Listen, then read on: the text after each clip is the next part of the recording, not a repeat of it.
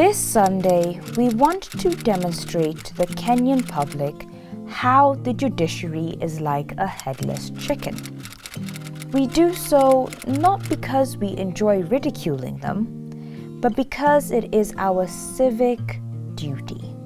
Assumption 1, that every stage of the election process will be contested in a court of law. Assumption 2, that no candidate will meet the threshold of 50% plus 1 in this election. A runoff is inevitable. And assumption 3. In making our submissions, we assume that in the constitutional calendar of elections, everything will happen at the last possible minute. Using these 3 assumptions, we will consider 3 scenarios. We will consider them in order of escalating jeopardy and peril as presented by green, amber, and red. Whether or not a scenario is green, amber, or red is built upon the assumption that the sooner the president is sworn in, the better.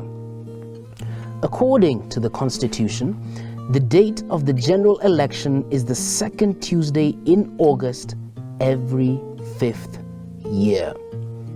This means that in 2022, the elections will be held on Tuesday, the 9th of August.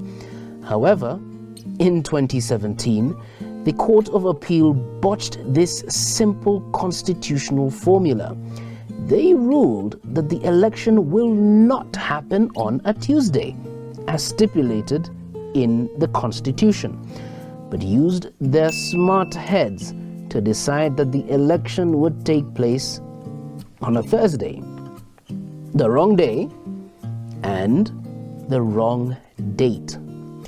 If the judiciary cannot follow a simple formula to calculate the date of the election, how can we trust it to fairly settle presidential election disputes? And so, in making our submission, we will ignore that decision and will be guided by the Constitution.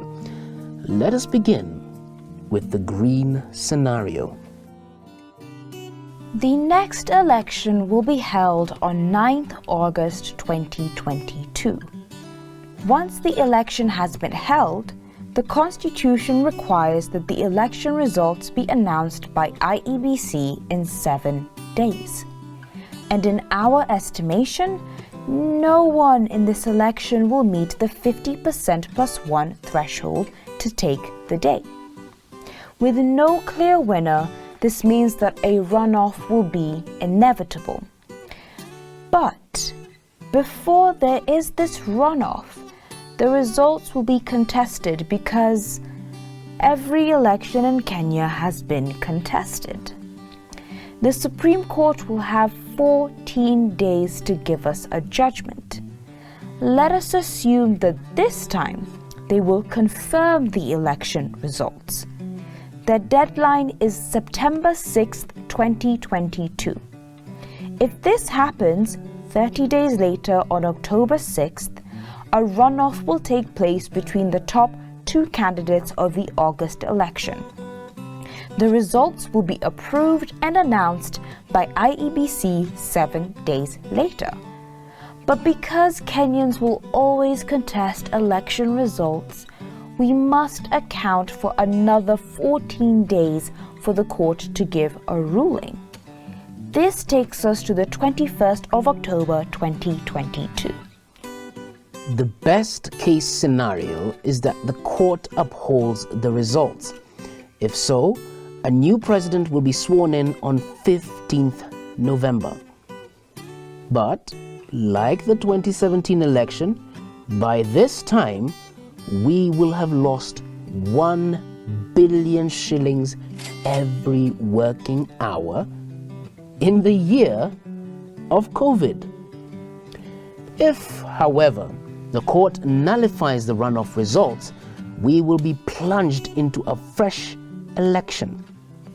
60 days later, Kenyans will return to the polls, tired, poorer, and desperate for a return to normalcy. The IEBC will give the results for these elections on the 12th of November, and this time there will be a clear winner. The Supreme Court will confirm the election results, and the new president will be sworn in on the 13th of December 2022. A late Jamhuri gift for weary Kenyans.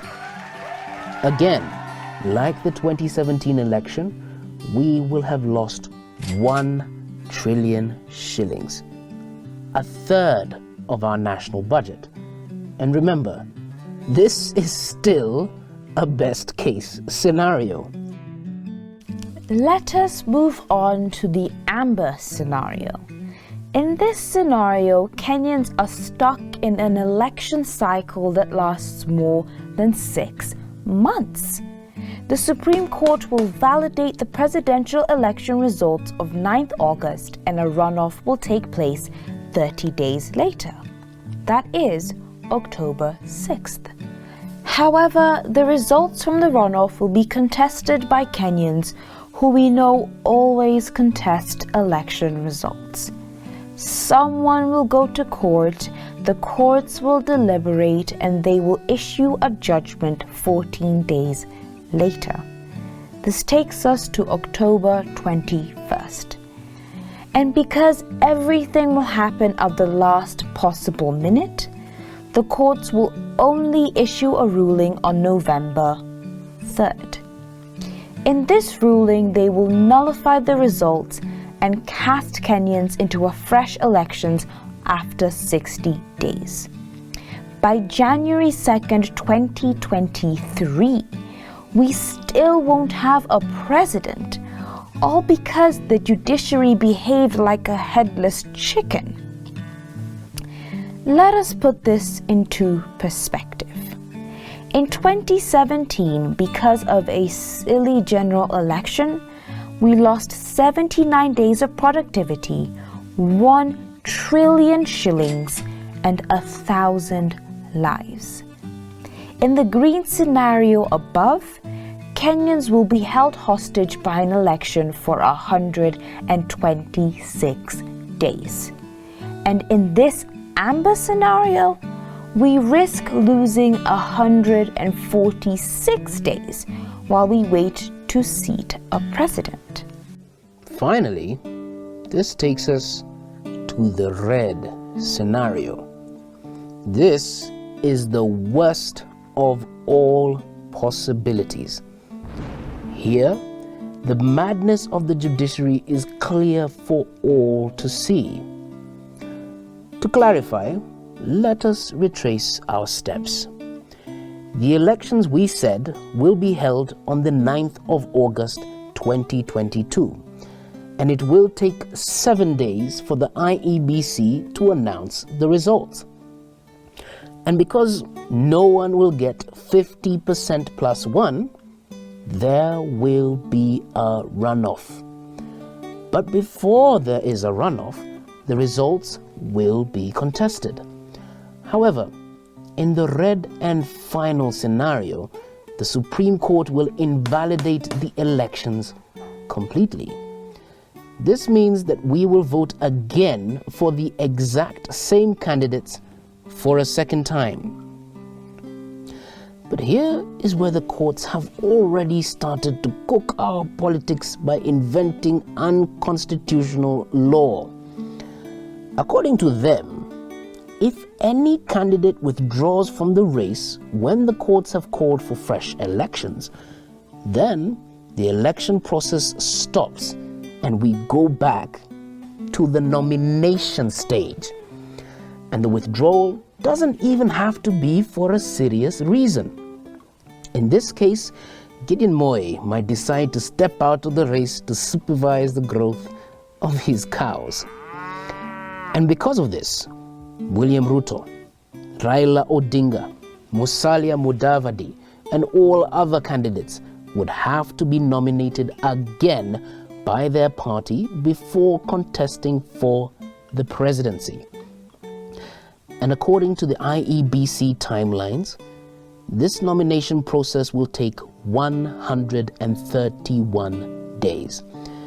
And according to the Elections Act, whenever a presidential election is to be held, a notice must be published to the public for 60 days. In total, the nomination process and its gazettement is equivalent to 191 days, or 6 months, or 4,584 hours.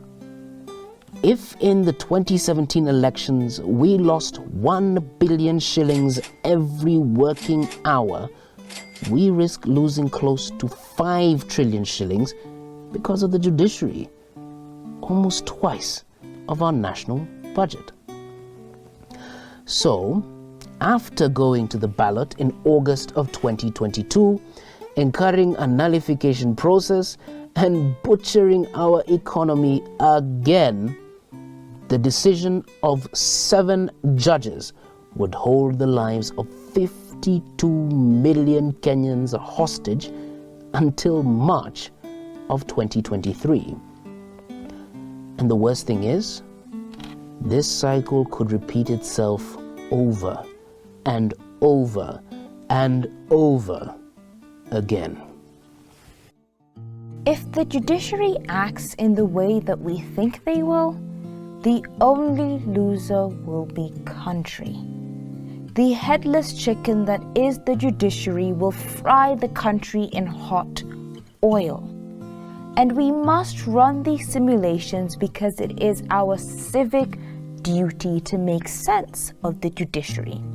This same judiciary has also thrown away the solution to the national question, that is BBI.